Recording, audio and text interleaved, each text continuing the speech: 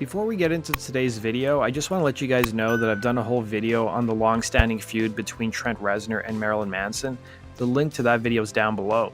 But today, I want to talk about something that wasn't covered in that video. It involves a 1994 concert that took place in the deeply conservative state of Utah that resulted in a lot of anger from the concert promoters, as well as some politicians. And that's what we're going to discuss in today's video.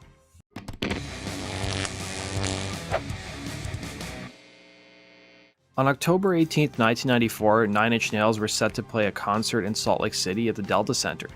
Nine Inch Nails were promoting their latest album at the time, The Downward Spiral, which was released earlier in the year. As part of that concert, Marilyn Manson was set to be the opening act, but the Delta Center owner Larry Miller and Mayor Didi Corradini revoked Manson's opening slot. Miller and Corradini objected to Manson playing the show, citing issues with his onstage antics, his use of sexual devices on stage, and his merchandise that had slogans that are probably not appropriate to read on YouTube. The slogans that Manson had on his merchandise at the time took aim at organized religion. A letter from the Delta Center officials would state that Manson's show had violated a clause in the booking contract that, and I quote, prohibits indecent, obscene, immoral conduct, publicly obscene, and lacking in good taste. The letter went on to say, after our research, we have found that Marilyn Manson's performance is offensive and unacceptable to our community standards.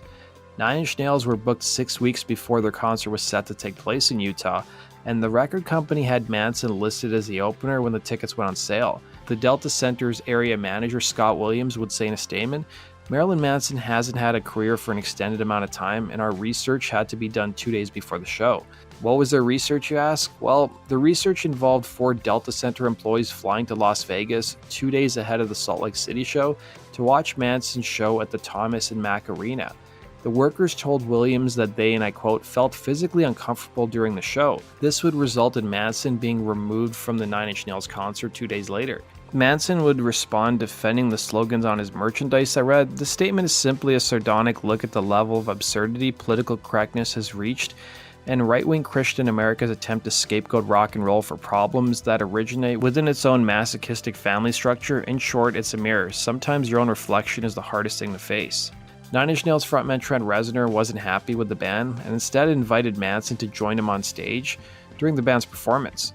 It was during the Salt Lake City show that Reznor had some choice words for the Delta Center owner and the city's mayor, while Manson would tear up the Book of Mormon, throwing it into the audience, asking those in attendance, "Do you let him, meaning God, run your lives?" to the 13,000 cheering fans. In response to the incident, the Delta Center's area manager, Scott Williams, said he would never book Marilyn Manson again, and despite the incident, Manson would still play Salt Lake City in the future. That does it for today's video, guys. Thanks for watching. Be sure to like button and subscribe, and we'll see you again on Rock and Roll True Stories. Take care.